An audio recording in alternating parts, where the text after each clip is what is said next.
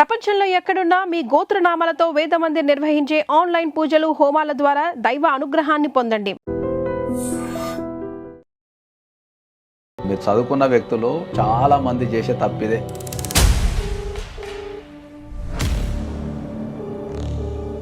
మీరు మాట్లాడాలి. అసలు మా బ్రదర్ ఎందుకున్నారు? ఒక్కసారి మాట్లాడరా? నువ్వు ఇట్లా ప్రోగ్రాంలు బట్టి నన్ను ఇట్లా బయటకి ఇడిస్తే ఎట్లా? నేను మాట్లాడను. నేను అమ్మా, నేను నాగేశ్వరరావు పూజారి అడ్వకేట్ని మాట్లాడుతున్నా అమ్మా.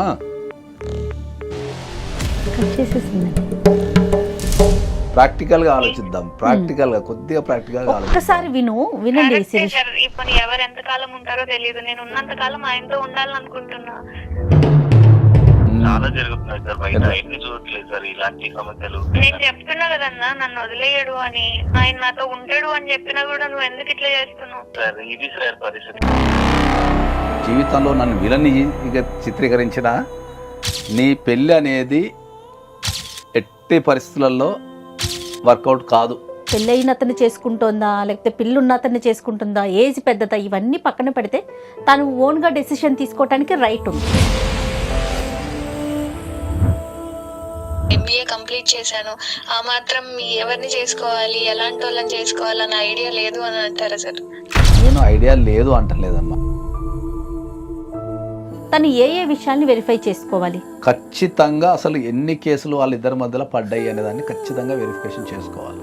వాళ్ళిద్దరి మధ్యలో. రెండోది వెరిఫికేషన్ చేసుకో.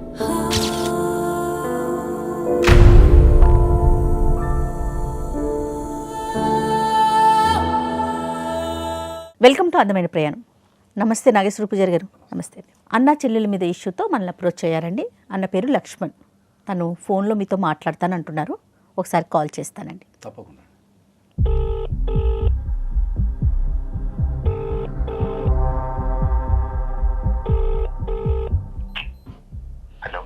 హలో, నమస్తే అండి. లక్ష్మణ్ గారా మాట్లాడేది?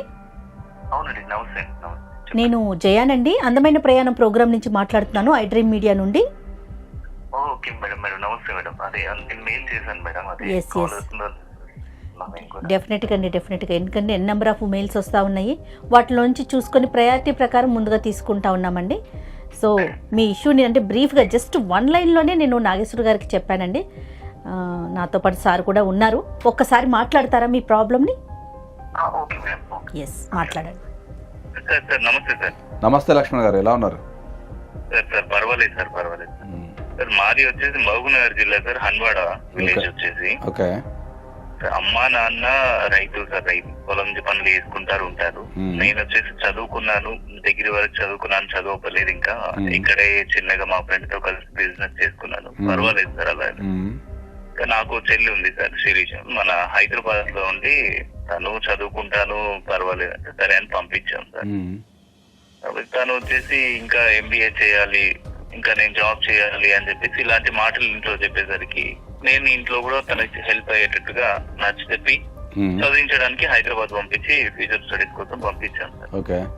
ఓకే, బాగానే ఉంది సార్, అంతా బాగానే ఉంది. తను ప్లేస్మెంట్ లో జాబ్ కొట్టేసింది, జాబ్ లో కూడా జాయిన్ అయిపోయింది సార్. సో నేను ఇక్కడ బిజినెస్ చేసుకుంటాను, అంతా బాగానే ఉంది సార్. సడన్ గా వచ్చేసి ఇంకా పెళ్లి ఏంటి పరిస్థితి అంటే, నాకు రీసెంట్ గా మ్యారేజ్ అయిపోయింది సార్. పెళ్లి చేశారు ఇంట్లో వాళ్ళు. ఎందుకు అంటే చెల్లికి చేద్దామనే ఆలోచన ఉండే, బట్ తను ఇంకా చదువుకుంటాను అనేసరికి నాకు చేశారు సార్. ఇప్పుడు చెల్లికి పెళ్లి చేద్దామని ఇంట్లో మాటలు మాట్లాడుతున్నారు. ఇంకా అందులో భాగంగానే నేను చెల్లికి అడిగాను సార్, ఇంకా ఏంటమ్మా పరిస్థితి, పెళ్లి ఇప్పుడు చదువుకున్నావు, జాబ్ చేస్తున్నావు, మరి నీకోసం అని ఆగాము, ఇప్పుడు పెళ్లి చేసుకోండి ఇంట్లో అని అడుగుతున్నారు కదా, మరి నేను నీకు అడుగుతున్నాను, ఏంటి పెళ్లి చేసుకుంటావా ఇప్పుడైనా అని చెప్పి అడిగాను. ఒక మాట చెప్పాలి నీతో, అండ్ ఇలా నాకు ఒక అబ్బాయి పరిచయం అయ్యాడు, నేను అబ్బాయిని ప్రేమిస్తున్నాను, ఆ అబ్బాయినే చేసుకుంటాను, లేకపోతే నేను సూసైడ్ చేసుకుంటాను అనే విధంగా నాతో మాట్లాడింది. తర్వాత నేను నచ్చ చెప్పాను సార్, చాలా నచ్చ చెప్పాను. ఎంత చెప్పినా వినని పరిస్థితి సార్ అక్కడ. అందులో ఏంటంటే సార్, ఆ అబ్బాయి వచ్చేసి తనకి అమ్మాయి కంటే, మా చెల్లి కంటే తనకి ఏజ్ చాలా ఎక్కువ ఉంది సార్. 12 సంవత్సరాల పైన ఏజ్ ఎక్కువ ఉంది. 12 సంవత్సరాల గ్యాప్ ఉందా? అవును సార్, అవును సార్. సార్ ఆయన ఏం చేస్తుంటాడు సార్? ఆయన కూడా అదే ఆఫీస్ లో పని చేస్తాను. పెళ్లి కాలేదా? ఆ అబ్బాయికి ఇంకో ఇప్పుడు పెళ్లి అయింది సార్. ఆల్రెడీ తనకు 6 ఏళ్ళు అయింది పెళ్ళయి.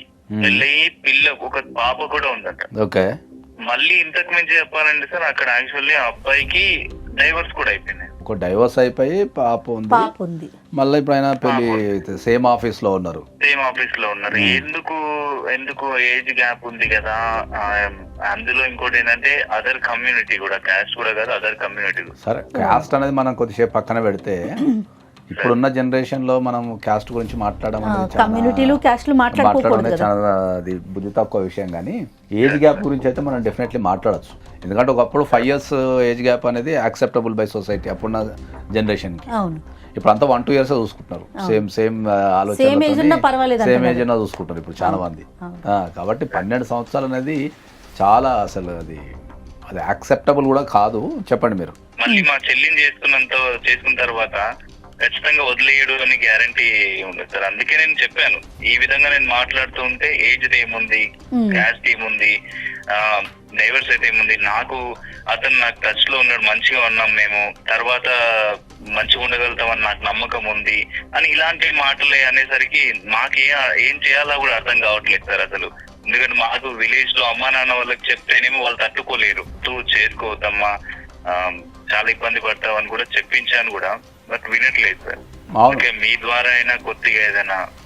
మీరేమనుకుంటున్నారు దీని గురించి? అంటే మీరు యాక్సెప్ట్ చేస్తున్నారా వద్దంటున్నారా? అది చెప్పండి ఫస్ట్. లేదు సార్, ఎందుకు అంటే ఒక దగ్గర ఆగుతున్నాను సార్. ఎందుకంటే ఆల్రెడీ డైవర్స్ ఇచ్చాడు, మళ్ళీ మా చెల్లికి పెళ్లి చేసినా కానీ ఒకవేళ ఏ విధంగా ఉంటుంది ఫ్యూచర్ అనేది అర్థం కావట్లేదు సార్. మంచిగా ఉంటే దేవుడు ఎరుగుతారు, బాగుంటే పర్వాలేదు, కానీ మళ్ళీ ఏదైనా జరిగితే ఏంటి అని అర్థం కాని పరిస్థితి సార్. అవును, మీరు అన్నది కరెక్టే. కానీ ఒక డైవర్స్ ఇచ్చినంత మాత్రాన ఏ వ్యక్తులు చెడ్డవాళ్ళు కూడా ఏం కారు. ఎందుకంటే డైవర్స్కు దారితీసిన పరిస్థితులు ఏముంటాయి, అవి ఏందనేది కంపల్సరీ ఆలోచించాల్సి వస్తుంది. అంటే ఈ కేసులో ఏజ్ డిఫరెన్స్ ఉంది కాబట్టి మీరు కొద్దిగా ఆలోచిస్తున్నారు. కానీ డైవర్స్ అయిన వ్యక్తులకి పెళ్లి చేసుకునేటప్పుడు ఖచ్చితంగా ఈచ్ అండ్ ఎవ్రీ పేపర్, ఏ కోర్టులో ప్రొసీడింగ్స్ జరిగినాయి, ఎక్కడెక్కడ ఉన్నాయనేది ప్రతి ఒక్క పేపరు, ఆ కేసులకు సంబంధించి ప్రతి ఒక్క పేపరు ఒక ఎక్స్పర్ట్ అడ్వకేట్ చేత చదివించుకొని డైవర్స్ని క్లారిఫై చేసుకున్న తర్వాతనే పెళ్లి చేయాలి. డైవర్స్ అయిపోయినాయనగానే పెళ్లి చేసేస్తున్నారు. అవును. తర్వాత వీళ్ళు కలిసి నివసించే క్రమంలో ఆ డైవర్స్ సంబంధించి ఏదో ఒక బాంబు వెళ్తున్నది. అప్పుడు అడ్వకేట్ దగ్గరకు వస్తున్నారు. వచ్చి సార్ ఇప్పుడు నేను మా ఆయన్ని పెళ్లి చేసుకున్నా సార్, డైవర్స్ అయిపోయిందంటే పెళ్లి చేసుకున్నా, తీరా చూస్తుంది ఎక్స్పార్టీ డైవర్స్ అంట సార్, ఇప్పుడు వాళ్ళ ఆవిడ వచ్చి కేసు రీఓపెన్ చేసింది సార్, ఇప్పుడు ఏం చేయాలి సార్, టెన్షన్ అవుతుంది అంటారు. డైవర్సులు చాలా రకాలు ఉంటాయి. ఎక్స్పార్టీ డైవర్స్ ఉంటాయి, తర్వాత కంటెస్టెడ్ డైవర్స్ ఉంటాయి, మ్యూచువల్ డైవర్స్ ఉంటాయి. మ్యూచువల్ డైవర్స్లో కూడా చాలా టర్మ్స్ అండ్ కండిషన్స్ రాస్తారు. కాబట్టి ఇవన్నీ ఖచ్చితంగా ప్రతి పేపర్ మీ దగ్గర పెట్టుకొని ఒక మంచి అడ్వకేట్ చేత మీరు అన్ని వెరిఫికేషన్ చేయించుకున్న తర్వాతనే పెళ్లి గురించి ఆలోచించాలి. కానీ ఇది నిజంగా వాలిడ్ పాయింట్ నాగేశ్వర్ గారు. ఈ చైల్డ్ కస్టడీ పిల్లలు ఉన్న దగ్గర కూడా చైల్డ్ కస్టడీ రూల్స్ కూడా చాలా రాయాల్సి వస్తున్నది.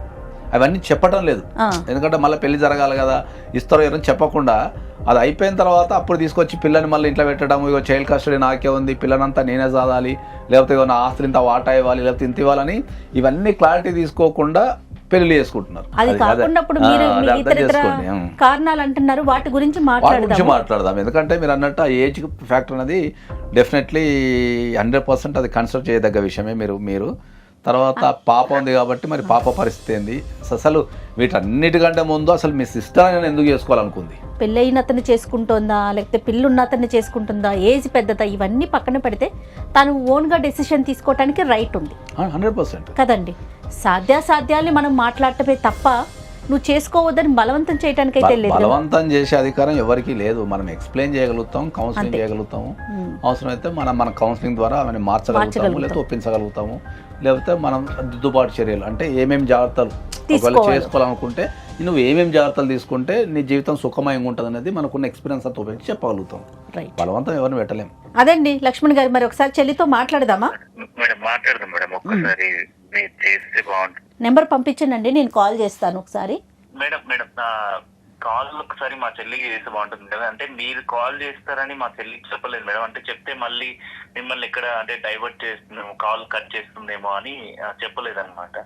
ఓహో, మేము కాల్ చేస్తాం, పర్వాలేదు, ఇట్స్ ఓకే అండి, మేము మాట్లాడతాం. నాగేశ్వర గారు నేను మాట్లాడతాము, మీరైతే పంపించండి మేడం.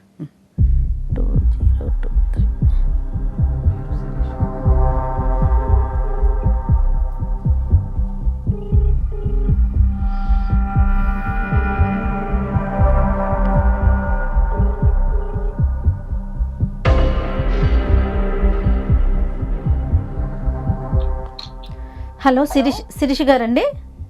అవునండి, ఎవరు? నమస్తే అమ్మ, నా పేరు జయ. నేను అందమైన ప్రయాణం ప్రోగ్రామ్ నుంచి ఐ డ్రీమ్ నుండి కాల్ చేస్తున్నాను. ఐ డ్రీమ్ నుంచా? అవునండి. నా నెంబర్ ఎవరు ఇచ్చారండి? మీ నంబరు మీ బ్రదరే ఇచ్చారండి. మీతో మాట్లాడే పని ఉంది. ఒక 5 నిమిషాలు టైం ఇవ్వగలనంటే నాతో పాటు సీనియర్ అడ్వకేట్ నాగేశ్వర పూజారి గారు కూడా ఉన్నారు. నేనెందుకండి అంటే మీరు ఏదో ప్రోగ్రామ్ అని చెప్పారు, అక్కడ నేను మాట్లాడాలి. అసలు మా బ్రదర్ ఎందుకున్నారు? అదేనండి, మీరు మాట్లాడితే మీకు అన్ని విషయాలు తెలుస్తాయి. నేనెందుకు మాట్లాడతాను మేడం? అసలు ఇష్యూ ఏంటి? ఎందుకు మీరు ఫోన్ చేశారు? ఇష్యూ ఒక్కసారి మాట్లాడరా, ఒక్కసారి. ఏం లేదు, ఇబ్బంది ఏం లేదు, ఒక్కసారి మాట్లాడరా ఒకసారి. ఎందుకండి? నీతో నేను ఆల్రెడీ మాట్లాడాను. ఏం జరిగింది లేదురా, ఒక్కసారి మాట్లాడరా, ఒకసారి మాట్లాడితే. నేను మాట్లాడినాను, నీకు ఆల్రెడీ చెప్పాను. అమ్మ వాళ్ళతో మాట్లాడు, నువ్వు అక్కడనే తెలియజేసుకో, లేకపోతే నేను ఏంటి అనేది. నువ్వు ఇట్లా ప్రోగ్రాంలు బట్టి నన్ను ఇట్లా బయటకి ఇడిస్తే ఎట్లా? నేను మాట్లాడను. నేను అసలు అమ్మా, నేను నాగేశ్వర పూజారి అడ్వకేట్ ని మాట్లాడుతున్నా అమ్మా. కట్ చేసేసింది, కాల్ కట్ చేసింది. అవునా? ప్లీజ్ మేడం, ఒక్కసారి మళ్ళీ ఒక్కసారి కలపండి కాల్. చూస్తుంటే ఒక్కసారి చాలా ఇబ్బంది అనిపిస్తుంది, చాలా మళ్ళీ ఒకసారి కలపండి కాల్. ఒక్క నిమిషం, నేను మళ్ళీ ట్రై చేస్తానండి. అయ్యో తప్పకుండా అండి, తప్పకుండా. హలో హలో శిరీష గారు? చెప్పండి మేడం. శిరీష గారు, ఫోను మాట్లాడుతుంటే కట్ చేయటం ఎంతవరకు కరెక్ట్ అండి? చెప్పండి మేడం. నేను మా అన్నయ్యకి ఆల్రెడీ చెప్పాను. ఇప్పుడు మీరు ప్రోగ్రామ్ లో లైవ్ అంటున్నారు. లైవ్ అమ్మా లైవ్ కాదు, నాకు తెలుసు. నేను యాజ్ ఏ ఉమెన్ గా మాట్లాడుతున్నాను. దయచేసి మీకు హెల్ప్ చేయటానికి మాత్రమే మేము ఇక్కడ ఉన్నాము. ఈ విషయాన్ని మీరు అర్థం చేసుకోండి. ఒక్కసారి మాట్లాడితే కదమ్మా సమస్యకి పరిష్కారం అవుతుంది. సరే చెప్పండి మేడం. రైట్, ఒక్కసారి సార్తో మాట్లాడండి. నమస్తే అమ్మా. నమస్కారం సార్. బాగున్నారా అమ్మా? బాగున్నాను సార్. ఇప్పుడు ఏం జాబ్ చేస్తున్నారమ్మా? హెచ్ఆర్ గా వర్క్ చేస్తున్నాను కంపెనీలో. ఓకే, హెచ్ఆర్ గా వర్క్ చేస్తున్నారు. ఓకే, అయితే ఇప్పుడు మీ అన్నగారు మాకు కాల్ చేశారమ్మా. సార్, మీరంటే మీ జీవితంలో ఒక ముఖ్యమైన ఘట్టం ఏంటంటే పెళ్లి అనేది ఒక ఇండిపెండెంట్ డెసిషన్ కాదు. బిఏ కంప్లీట్ చేశాను, ఆ మాత్రం ఎవరిని చేసుకోవాలి, ఎలాంటి వాళ్ళని చేసుకోవాలన్న ఐడియా లేదు అని అంటారా సార్? నేను ఐడియా లేదు అంటలేదమ్మా. డెసిషన్ అనేది ఇండిపెండెంట్ కాదు. మనం అంటే మనకు సమాజంలో ఉంటాం కాబట్టి మనకి ఇంట్లో వాళ్ళ అమ్మా నాన్న ఉంటారు, బ్రదర్స్ ఉంటారు, తర్వాత రిలేటివ్స్ ఉంటారు, ఫ్రెండ్స్ ఉంటారు, 2 కుటుంబాలు ఉంటాయి. వీళ్ళందరితో కలిసి ఒక డెసిషన్ తీసుకోమని చెప్తున్నాను అంతే. నువ్వు డెసిషన్ తీసుకోవద్దని చెప్తానులే నేను. ఫైనల్గా నువ్వే డెసిషన్ తీసుకుంటావు, నీ డెసిషనే ఫైనల్. కానీ ఒక డెసిషన్ తీసుకునే ముందు కొన్ని కన్సిడర్ చేయాల్సిన అప్లికేషన్స్ ఉంటాయి కదా, వాటిని కూడా కన్సిడర్ చేయమని చెప్తున్నాను అంతే. ఇప్పుడు తల్లిదండ్రుల అప్లికేషన్స్ ఉంటాయి, ఇంట్లో సిబ్లింగ్స్ ఉంటారు, వాళ్ళని కూడా కన్సిడర్ చేస్తూ అమ్మ జీవితం అనేది వీళ్ళందరితో కలిసి నడవాలమ్మా. నడిచే క్రమంలో వీళ్ళందరినీ మనం గౌరవించాల్సిన బాధ్యత. సరే, డెసిషన్ వేరు, గౌరవించడం వేరు. నువ్వు చేసుకుంటా అంటే ఆపేది ఎవరమ్మా? ఇప్పుడు మా అందరికి చెప్పకుండా కూడా నువ్వు చేసుకుంటే నేను ఆపగలే శక్తి ఎవరికి ఉంది? దేశం ఎవ్వరికి లేదు. కాకపోతే ఏంది చెప్పమ్మా. వాళ్ళు కూడా ఉండాలని అన్నయ్యకి చెప్పాను సార్, ఏం జరిగింది ఏంటి అనేది. బట్ ఇలా లైవ్ లో ప్రోగ్రామ్ లో ఆయన అలా చేయడం, మాట్లాడడం అనేది కొంతవరకు ఇబ్బంది అనిపిస్తుంది కదా సార్. ఫోటోలు గిటోలు ఏమి వేస్తానులేం కదమ్మా, జనాల కోసం చేస్తున్న ప్రోగ్రామ్ అమ్మా. దీంట్లో మాకు వచ్చే ప్రాఫిట్స్ ఏం లేవు. దీంట్లో మేమందరం టైం కేటాయించి ఈ సమాజం అనేది మంచిగా ఉండాలా, సమస్యల్ని ఒక పద్ధతి ప్రకారం ఒక లీగల్ వేలో పరిష్కరించాలా, ఎవరికైనా అర్థం కాకపోతే వాళ్ళని కౌన్సిలింగ్ చేసి వాళ్ళని మార్చాలనే ఉద్దేశంతో ఈ ప్రోగ్రాం పెట్టడం జరిగింది తప్ప ఎవరినో బలవంతం పెట్టాలనో, బెదిరించాలనో, ఇబ్బంది పెట్టాలనో, లేకపోతే ఎవరినో డీఫేమ్ చేయాలనో. మీరు చదువుకున్న అమ్మాయి కాబట్టి మీరు అర్థం చేసేసుకుంటే దాన్ని మనం ఒకసారి డిస్కషన్ చేద్దాం. డిస్కషన్ చేయడంలో పోయేది ఉందమ్మా. మహా అంటే ఒక 1/2 అవర్ టైం వేస్ట్ అయిద్దాం మన లైఫ్లో. కనీసం 1/2 అవర్ టైంలో ఒక మంచిగా చెడో ఏదో ఒకటైతే నేర్చుకుంటావు కదా. ఖచ్చితంగా నీ ప్రాబ్లం కూడా చెప్పు, ఉన్నది ఏంటని చెప్పు, ప్రాబ్లం ఏనని. ఎందుకంటే నీకైనా నీ సైడ్ న్యాయం ఉంటే నీకే సపోర్ట్ చేస్తారు. ఒకసారి అయితే మాట్లాడు. చాలా జరుగుతున్నాయి సార్ బయట, ఎన్ని చూడట్లేదు సార్ ఇలాంటి సమస్యలు. చేసుకున్న తర్వాత వదిలేయడం కావచ్చు, వేయడం కావచ్చు, చాలా జరుగుతుంది. నేను చెప్తున్నా కదన్నా, నన్ను వదిలేయడు అని. నేను అతన్ని అర్థం చేసుకున్నా, ప్రేమించిన, ఆయన నాతో ఉంటాడు అని చెప్పినా కూడా నువ్వు ఎందుకు ఇట్లా చేస్తున్నావు సార్? ఇది సార్ పరిస్థితి. ఎంత చెప్పినా ఇలాంటి మాటలు మాట్లాడమే ఉంటుంది సార్. ఏజ్ గ్యాప్ ఉందని చెప్పినా వినట్లేదు. ఏజ్ గ్యాప్ ఏముందన్నా, ఊరికే ఏజ్ గ్యాప్ అంటున్నావు. శిరీష, మీకు ఆయన తను ఎక్కడ పరిచయం అండి? ఎక్కడ పరిచయం? అతను మీకు ఎప్పటి నుంచి తెలుసు? కంపెనీలో మేడం. అంటే ఐటీ టెక్నికల్ టీమ్ లో వర్క్ చేస్తూ ఉంటాడు. ఓకే, ఎన్ని ఇయర్స్ నుంచి తెలుసు మీకు? ఒక సంవత్సరం నుంచి తెలుసు మేడం. 1 ఇయర్ నుంచి. అతనికి ఏదో మ్యారేజ్ అయ్యిందని కూడా విన్నాము, ఆ డీటెయిల్స్ మీకు తెలుసండి? ఏంటవి? తెలుసు మేడం, ఆయనకు ఆల్రెడీ మ్యారేజ్ అయిపోయింది, బట్ అది కూడా డివోర్స్ అయిపోయింది మేడం. చిన్న పాప ఉండే బట్ అంటే ఆయనతో పాటు ఉండట్లేదు, ఆవిడతో పాటు వెళ్ళిపోయింది. ఇప్పుడు ఆయన ఒక్కడే ఉంటున్నాడు. ఆయన ఇప్పుడు నేను పెళ్లి చేసుకుందాం అనుకుంటున్నా మేడం.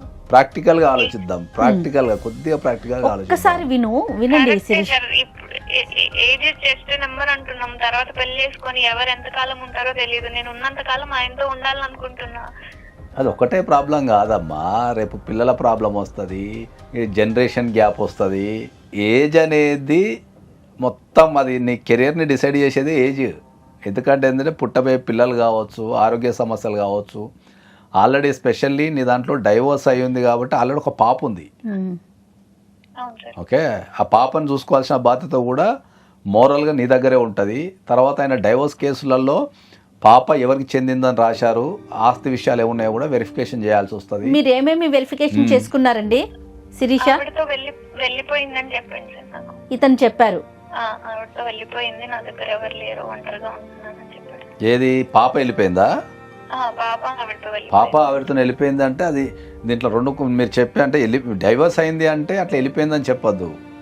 డైవర్స్ అయినప్పుడే ఖచ్చితంగా పాప ఎవరి దగ్గర ఉండాలి అనేది కోర్టు డిసైడ్ చేస్తుంది, లేదా పార్టీస్ డిసైడ్ చేసుకొని కోర్టులో రాస్తారు. ఓకే, సో దాన్ని వెరిఫై చేసుకోవాలా. ఆవిడతో వెళ్ళిపోయింది అంటే మరి అది అసంపూర్తిగా అయిపోతుంది అమ్మ. ఏ రకంగా వెళ్ళిపోయింది అనేది వెరిఫికేషన్ చేసుకోవాలి కంపల్సరీ. అది మీకు తెలియదు సార్, అంటే నేను ఇప్పుడు ఒంటరిగానే ఉంటున్నాను, పాప ఆవిడతో వెళ్ళిపోయింది అని చెప్పారు. అట్లా కాదమ్మా, మీరు చదువుకున్న వ్యక్తులు చాలా మంది చేసే తప్పిదే. ఆయన ఏమేమి అట్లా వెరిఫై చెప్పాడు ఇట్లా చెప్పాడు చేసుకోవాలి అంటారు. నాగేశ్వర గారు? తర్వాత పెళ్ళైన తర్వాత టాపిక్ వచ్చేసి ఇవన్నీ ఏంది, అప్పుడు వెరిఫికేషన్ చేసుకోలేదు అని చెప్పింది నమ్మేసిన అని చెప్పి చాలా మంది మా దగ్గర రావడం జరుగుతుంది. ప్రధానంగా ఏ విషయాల్ని వెరిఫై చేసుకోవాలి నాగేశ్వర గారు? ఇలా డివోర్స్ అయిపోయిన తర్వాత మళ్ళీ పెళ్లి చేసుకోవాలనుకుంటే, ఇప్పుడు శిరీష గారే అనుకుందాం, తను ఏ విషయాల్ని వెరిఫై చేసుకోవాలి? ఖచ్చితంగా అసలు ఎన్ని కేసులు వాళ్ళిద్దరి మధ్యలో పడ్డాయి అనే దాన్ని ఖచ్చితంగా వెరిఫికేషన్ చేసుకోవాలి వాళ్ళిద్దరి మధ్యలో. రెండోది వెరిఫికేషన్ చేసుకున్న తర్వాత ఆ కేసులన్నీ క్లోజ్ అయ్యా లేవా చూసుకోవాలి. ఇప్పుడు 490 కేసు ఉంటుంది, ఓకే, భర్త మీద పెట్టే కేసు, తర్వాత చైల్డ్ కస్టడీ కేసు ఉంటుంది, తర్వాత మెయింటెనెన్స్ కేసు ఉంటుంది, తర్వాత డొమెస్టిక్ వైలెన్స్ ఉంటుంది, తర్వాత డైవర్స్ ఉంటుంది. ఇట్లా రకరకాల కేసులు ఉంటాయి. కొన్ని సందర్భాలలో మీకు డైవర్స్ వస్తుంది, 498 పెండింగ్ ఉంటుంది. వీళ్ళు ఏం చేస్తారు, వేరే కేసులని పెండింగ్ ఉంటాయి. వీళ్ళు ఏం చేస్తారు, ఈ డైవర్స్ చూపించి పెళ్లి చేసేసుకుంటారు. తర్వాత పెళ్ళైన తర్వాత కోర్టు చుట్టూ తిరుగుతుంటారు. అంటే ఇప్పుడు ఆ కేసులు క్లోజ్ కాకుండా డివోర్స్ ఎట్లా వస్తాయండి? డైవర్స్ అనే సపరేట్ పిటిషన్, అది ముందు వెళ్ళిపోతుంది. తర్వాత 498 అనే సపరేట్ కోర్టు, సపరేట్ జడ్జి, అది ఎప్పుడైనా రావచ్చు రిజల్ట్. ఓకే, సో వీళ్ళు డైవర్స్ పేపర్ చూపించేసి పెళ్లి చేసేసుకుంటారు. తర్వాత తీరా చూస్తే మిగతా కేసులు పెండింగ్ ఉంటాయి. ఎట్లా అంటే అడ్వకేట్ ద్వారానే వెరిఫై అవుతుంది. రెండోది ఏముంటుంది, డైవర్స్ అనేది ఎట్లా గ్రాంట్ అయింది, అది మ్యూచువల్ డైవర్సా, కంటెస్టెడ్ డైవర్సా, ఎక్స్పార్ట్ డిక్రీయా. ఎక్స్పార్ట్ డిక్రీ అనుకో దాన్ని చాలా జాగ్రత్త చేయాల్సి ఉంటుంది. ఓకే, తర్వాత ఒకవేళ మ్యూచువల్ డైవర్స్ అనుకో ఎగ్జాక్ట్లీ టర్మ్స్ అండ్ కండిషన్స్ ఏమున్నాయి, అవి కరెక్ట్ లా ప్రకారం ఉన్నాయా లేవా, లేకపోతే ఫ్యూచర్లో మళ్ళీ నా మీద పడే అవకాశం ఏమైనా ఉందా వాటిపైన అనేది కూడా చూడాలి. పిల్లలు ఉంటే వాళ్ళ కస్టడీ ఎక్కడుంది, ఆస్తులు ఏమున్నాయి, ఎక్కడెక్కడున్నాయి, అవన్నీ చూడాలి కంపల్సరీ. ఎంత కష్టం వచ్చినా నేను ఆయనతోనే ఉంటా సార్. అందరం అమ్మ, నేను కొన్ని లక్షల పెళ్ళిళ్ళు చూసినా, పెళ్లి చేసుకునే ప్రతిసారి అందరం జీవితాంతం కలిసి ఉంటామని పెళ్లి చేసుకుంటాం అమ్మా. విడిపోతాం అంటే ఎవరు పెళ్లి చేసుకోవడమ్మా, అది అరేంజ్డ్ మ్యారేజ్ అయినా లవ్ మ్యారేజ్ అయినా, నీతో సహా ఎవరైనా సరే, మేము కూడా సరే, మేము పెళ్లిళ్ళు చేసేటప్పుడు వీళ్ళిద్దరు వ్యక్తులు జీవితాంతం కలిసే ఉంటారనే మేము పెళ్లి చేస్తాం. ఆ ఆలోచన ఉంటేనే పెళ్లి జరుగుతుంది. ఆ తర్వాత జరిగే కార్యక్రమాలు వేరే. సో ఎవ్వరు విడిపోవాలని పెళ్లిళ్ళు చేయరమ్మా. అమ్మ మీరు అందరు పెళ్లిళ్ళు చేసుకోండి, విడిపోండి ఎవ్వరని చెప్పమమ్మా, నీతో సహా. అండ్ వన్ మోర్ థింగ్ ఏంటంటే, నువ్వు ఆ భ్రమలో సరే, ఆ ఆలోచనలో ఉండటం తప్పేం కాదు. సార్ ఏం చెప్తున్నారు, డైవర్స్ అయిన ఒక వ్యక్తిని పెళ్లి చేసుకోవాలంటే దానికి సంబంధించిన లీగల్గా చాలా వరకు ఎంక్వైరీలు చేయాల్సిన అవసరం ఉంటుంది. ఇవన్నీ మీరు చూసుకున్నారా? రేపొద్దున మీ జీవితంకి సంబంధించి మాట్లాడుతున్నాం మేము. ఈ ఎంక్వైరీస్ అన్నీ జరిగినాయా? ఏజ్ ఎంత అండి మీ ఇద్దరి మధ్య గ్యాప్ ఎంత? అసలు ఏజ్లు ఎంత? నా ఏజ్ 25 ఉంటుంది మేడం. అతను ఒక 36, 37 ఉండొచ్చు మేడం. అంటే 1 ఇయర్ పరిచయం. ఎక్కడ 25, ఎక్కడ 37? దాదాపు ఇది ఆకాశానికి పాతాళానికి ఉన్నంత తేడా ఉంది నిజంగా ఈ జనరేషన్ లో. మరి 12 years అంటే ఒక తరం ఇప్పుడున్న జనరేషన్ లో. అవునండి. ఆయన గురించి మీకు ఏ వివరాలు తెలుసు? ఆయన కుటుంబం ఏంటి, ఫ్యామిలీ మెంబర్స్ ఎంతమంది? తర్వాత లీగల్గా ఆయన తీసుకున్న డివోర్స్కి సంబంధించి ఏ ఏ కేసులు క్లోజ్ అయినాయి, ఈ డీటెయిల్స్లో వీటిలో మీకు ఏం తెలుసు? డివోర్స్ అయినాయి అని తెలుసు మేడం. అంతే. వాళ్ళు అంటే ఆయనకు ఒక చెల్లి ఉందని తెలుసు, కానీ నేను ఎప్పుడు మాట్లాడింది లేదు మేడం. ఓకే. ఇంకొంచెం పర్సనల్ డీటెయిల్స్ అయితే మీకేం తెలీదు? తెలీదు మేడం. ఇప్పుడు జీవితాంతం కలిసి ఉండాలని కోరుకుంటున్నారు కదా, ఆయనకి సంబంధించి ఏ విషయం తెలియదు. డివోర్స్ అయింది తెలుసు, మిమ్మల్ని బాగా చూసుకుంటాడు ఫ్యూచర్. పెళ్ళైన తర్వాత నేను ఆయనతోనే ఉంటా కదా మేడం. అవునమ్మా, పెళ్లి చేసుకొని ముందుకు వెళ్ళాలంటే ఆయన గురించి తెలిసి ఉండాలి కదా మీకు. నేను ఆయన్ని నమ్ముతున్నా మేడం. ఆయన నన్ను బాగా చూసుకుంటాడు, ఫ్యామిలీతో ఉంచుతాడు. మరి ఇప్పుడు ఆ పాప గురించి ఆయన ఆలోచన ఏముంది? దాని గురించి మీతో డిస్కస్ చేశాడా? బీయింగ్ ఏ ఫాదర్, బిడ్డను చూసుకోవాల్సిన బాధ్యత ఆయనకు కూడా ఉంటుంది, ఈవెన్ దో మదర్ దగ్గర ఉన్నా కూడా. దాని గురించి మీ ఇద్దరి మధ్యలో ఏమైనా డిస్కషన్స్ వచ్చి మరి ఫ్యూచర్ ఏంది అనేది మీరు కనుక్కున్నారా? లేదు సార్. లేదు. సో మీ దగ్గర అంటే వాస్తవానికి మీతో మాట్లాడుతుంటే అర్థమవుతుంది ఏంటంటే మీ పెళ్ళికి కావాల్సిన ఇన్ఫర్మేషన్ ఏది మీ దగ్గర లేదు. కానీ మీ యొక్క కొలీగ్ కాబట్టి, మీ ఆఫీస్లో నీతో పాటు పనిచేస్తున్నాడు కాబట్టి ఆఫీస్ బిహేవియర్ వేరుంటుంది, బయట బిహేవియర్ వేరుంటుందమ్మా.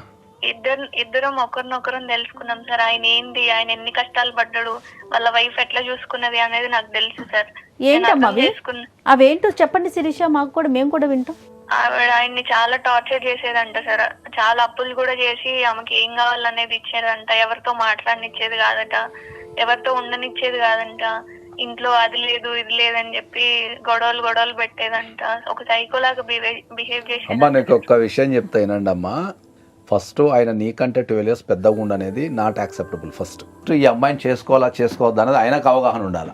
ఒక్క సైడ్ వాదనలు వినే మనం దాన్ని ఇది కరెక్ట్ అని మనం ఎప్పుడు చెప్పలేము. అందుకనే నువ్వు కేస్ పేపర్లు తెప్పించేసుకుంటే ఆ కేస్ పేపర్లలో రాసి ఉంటుంది ఎవరిని హరాస్మెంట్ చేశారు, ఎందుకు చేశారు, ఎట్లా చేశారు, దాంట్లో నిజమెంత అనేది ఆ కేస్ పేపర్లలో ఉంటుంది. లక్ష్మణ్ గారు ఉన్నారా మీరు లైన్లో? మేడం ఉన్నాను మేడం. అదండి శిరీష చెప్పే మాటలు, సార్ చెప్పిన పాయింట్స్ని కూడా మీరు కూడా వినే ఉంటారు. శిరీష గారు సార్ చెప్పండి సార్. మీకు ఒక బ్రదర్ లెక్క చెప్తున్నా అమ్మా. నీకు నచ్చినా నచ్చకున్నా, నువ్వు నన్ను తిట్టుకున్నా, లేకపోతే నన్ను నీ జీవితంలో నన్ను విలనిగా చిత్రీకరించినా, నీ పెళ్ళి అనేది ఎట్టి పరిస్థితులలో వర్కౌట్ కాదు. నేను చాలా అనుభవంతో చెప్తున్నా. అది నీకు పెళ్ళి చేసుకున్న తర్వాత నివసించే క్రమంలో అర్థమవుతుంది. ఎందుకంటే థింకింగ్ అనేది ఉంటుంది కదా, the thinking power is depend upon the age. ఒక 37 years ఉన్న ఒక వ్యక్తి ఎట్లా థింక్ చేస్తాడు, ఒక 25 years ఉన్న ఒక అమ్మాయి ఎట్లా థింక్ చేస్తాడు అనేది నీకు ఇప్పుడు తెలియదు. శిరీష విన్నారు కదమ్మా, ఎలా ఉంటుందని ఒక బ్రదర్ లాగా మీకు చెప్పారు. విన్నాను మేడం. మీరే మంచి నిర్ణయం తీసుకోవాలమ్మా. ఇక్కడ ఎవరిని ఫోర్స్ చేసే విషయం కాదు, కానీ మీరు ఆలోచించండి. అమ్మా సార్ చెప్పండి సార్. నువ్వెవరో నాకు తెలియదు, నీతో నాకు పరిచయం లేదు, నువ్వు నన్ను జీవితంలో కలుస్తావో లేదో కూడా నాకు తెలియదు. ఓకే, ఏదైనా సరే ఇప్పుడు నాకు ఒక సంబంధం లేని నువ్వు వ్యక్తివైనా కూడా నేను సమాజంలో ఉన్నా కాబట్టి you are like my sister. Okay, నువ్వు నాకు చెల్లెలు లాంటిదాన్ని కాబట్టి నీ జీవితంలో నువ్వు తీసుకునే ఏ డిసిషన్ అయినా సక్రమంగా ఉండాలని కోరుకునే వ్యక్తులలో మీ తల్లిదండ్రులతో పాటు మీ అన్నతో పాటు నేను ఒకరిని. ఇంత మంచిగా చెప్తున్నా ఏంటంటే ఒక్కసారి రీథింక్ చెయ్యి దీని గురించి. సరే సార్ తప్పకుండా. అంటే నేను నమ్మాను సార్, కానీ మీరు ఇన్ని చెప్పిన తర్వాత నాకు డివోర్స్ లో ఇన్ని సెక్షన్స్ ఉంటాయి, ఇలా చెక్ చేసుకోవాలి అనేది నాకు తెలియదు సార్. నేను అతన్ని బాగా నమ్మాను, పెళ్లి చేసుకోవాలి అనుకున్నాను. ఏమేం తెలుసుకోవాలి ఏంటి అనేది నాకు క్లారిటీ లేదు సార్. మీరు చెప్పినట్టుగా పెళ్లికి కావాల్సినవి ఇవి అనేది నేను ఇప్పటి వరకు అంత క్లారిటీగా లేను సార్. ఇవన్నీ చెక్ చేసుకుంటాను. ఇవన్నీ ఆయనలో నిజంగా ఇదంతా జరిగింది, నాకు ఆయన ఎలిజిబుల్ అని అనిపిస్తే నేను ఖచ్చితంగా మా అమ్మ నాన్నతోనే నేను మాట్లాడి పెళ్లి చేసుకుంటాను. నిన్న ఏమన్నా బాధ పెట్టున్నా లేకపోతే ఏమన్నా హార్ష్గా మాట్లాడినా దానికి మేము క్షమాపణలు చెప్తున్నాము. నీ అభిప్రాయాన్ని గౌరవించడంతో పాటు నువ్వు మా అభిప్రాయాన్ని కూడా పరిగణలోకి తీసుకొని నీ జీవితాన్ని మరింత సుఖమయం చేసుకోవాలని, నీ జీవితాన్ని అందమైన ప్రయాణం కింద మార్చాలని ఓకే మేము కోరుకుంటున్నాం. దానికోసం ఈ ప్రోగ్రామ్ అమ్మా. Thank you sir, thank you so much sir. నాకు ప్రతిదీ వివరించి చెప్పారు. రేపు నా జీవితం సక్రమంగా Correct. మంచిగా బాగుంది అని అంటే నేను ఖచ్చితంగా రుణపడి ఉంటాను సార్ మీ ప్రోగ్రామ్. తప్పకుండా తప్పకుండా అమ్మా, థ్యాంక్ యూ అమ్మా. చట్టపరంగా ఎంక్వైరీస్ కి సంబంధించి మీకు ఎలాంటి అనుమానం ఉన్నా సార్ అవైలబుల్ గా ఉంటారమ్మా. నాకు కాల్ చేస్తే సార్ అపాయింట్మెంట్ ఏంటనేది చూద్దాము. ఒకసారి కూర్చొని చట్టపరంగా, నేను పదే పదే ఏం చెప్తున్నానంటే చట్టాలకు సంబంధించి ఆయనకున్నంత అవగాహన ఇంకెక్కడ మనకు దొరకదు. పూర్తిగా ఆయనతో కూర్చొని మాట్లాడొచ్చు. మేడం ఒక్క మాట మేడం, ఏం చాలా అంటే నా అంత సంతోషంగా ఎవరు లేరు అనుకోవచ్చు మేడం. ఎందుకంటే తను మారి కొద్దిగా మార్పు వచ్చిందని అనిపిస్తుంది నాకైతే. మీరు చెప్పిన దాని ప్రకారం చూస్తే. బట్ ఒకవేళ తను మంచివాడైతే పర్లేదు మేడం, నేనే దగ్గర ఉండి చేయిస్తాను మా అమ్మ నాన్నలతో మాట్లాడి. బట్ తేడా వస్తే ఏంటని ఇన్నాళ్ళు భయపడ్డాను కరెక్ట్ అండి, మేడం. కరెక్ట్. ఈ షో ద్వారా కూడా ఒక మాట చెప్పాలనుకుంటున్నాను మేడం. చాలా మంది అమ్మాయిలు కూడా ఇలాగే ఏమీ తెలియకుండా ఇంట్లో వాళ్ళని ఇబ్బంది పెట్టి అక్కడ వెళ్ళిపోయి వాళ్ళ వెంబడి వెళ్ళిపోయి తర్వాత మోసపోయి ఇబ్బందులు పడుతున్నారు మేడం. చాలా ఇబ్బందులు పడుతున్నారు. చివరికి ఫ్యామిలీకి కూడా దక్కలేని పరిస్థితి అవుతుంది మేడం. చాలా మంది చాలా ట్రాప్ లో పడుతున్నారు ఏమీ తెలియకుండా. అందరికీ కూడా అమ్మాయిలందరూ కూడా దయచేసి ఒక మాట చెప్తున్నాను మేడం, ఒక అన్నగా అనుకోవచ్చు. చాలా మంది ఇట్లాగే ట్రాప్ అయిపోతున్నారు. ఒకసారి వాళ్ళ పరిస్థితి ఏంటి, వాళ్ళ ఫ్యామిలీ ఏంటి, వాళ్ళు అసలు అబ్బాయి ఏంటి అనేది ఒక్కసారి గమనించుకొని అన్ని చూసి చెక్ చేసుకుంటే బాగుంటుందని ఆలోచన మేడం నాది కూడా. మీలాగానే అందరూ ఆలోచించి పెళ్లికి ముందు 1-2 సార్లు చాలా వెరిఫికేషన్ చేసుకొని పెళ్లిలోకి వెళ్తే పెళ్లిళ్ళన్నీ సుఖవంతమయ్యి మంచి కుటుంబాలు ఉంటే దేశం కూడా ప్రశాంతంగా ఉంటుంది. అవును, ఓకే, ఈ క్రైమ్ అనేది కుటుంబాలలో తగ్గుతుంది. కరెక్ట్. ఓకే, ప్రతి మనిషికి కుటుంబమే బలం. మీకు ఏమైనా సమస్యలు ఉన్నా, మీకు తెలిసిన వారికి ఏమైనా సమస్యలు ఉన్నా వాళ్ళ సమస్యల్ని పరిష్కరించడానికి ట్రై చేయండి. Thank you sir. చాలా థ్యాంక్స్ సార్, చాలా Right. థ్యాంక్స్ Right అండి, లక్ష్మణ్ గారు. మేడం, చాలా థ్యాంక్స్. రైట్ అండి. ఎందుకంటే చట్టం మీద అవగాహన కల్పించడం, ముఖ్యంగా ఈ ప్రోగ్రాం యొక్క ముఖ్య ఉద్దేశం చట్టం మీద అవగాహన కల్పించడం. యువతకి డివోర్స్ తీసుకున్నాం, పెళ్లిళ్ళు చేసుకోవచ్చు, లేకపోతే ఎన్ఆర్ఐ దొరికాడు పెళ్లి చేసేయచ్చు, ఇలా తల్లిదండ్రుల్లోనే ఉంది, చదువుకున్న యువతలో కూడా ఉంది. చట్టపరంగా చాలా లోతుగా వెళ్ళి పరిశీలించి దీని మీద అవగాహన పెంచుకున్నాకే నెక్స్ట్ వెళ్ళాలి. ఒక అవగాహన కల్పించడం అనేది చాలా ఇంపార్టెంట్ అండి. ఒక మంచి కార్యక్రమంలో మీలాంటి సీనియర్ మోస్ట్ అడ్వకేట్ నాతో పాటు కూర్చొని చట్టం మీద అవగాహన కల్పిస్తున్నందుకు చాలా సంతోషం అనిపిస్తుంది. Thank you.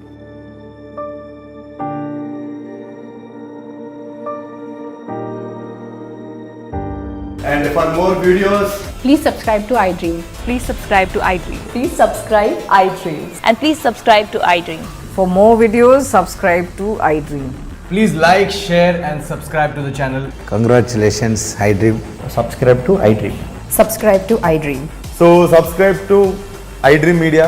iDream team andarki huge congratulations. Please subscribe iDream Media. Please subscribe to iDream. Subscribe iDream. Please subscribe to iDream.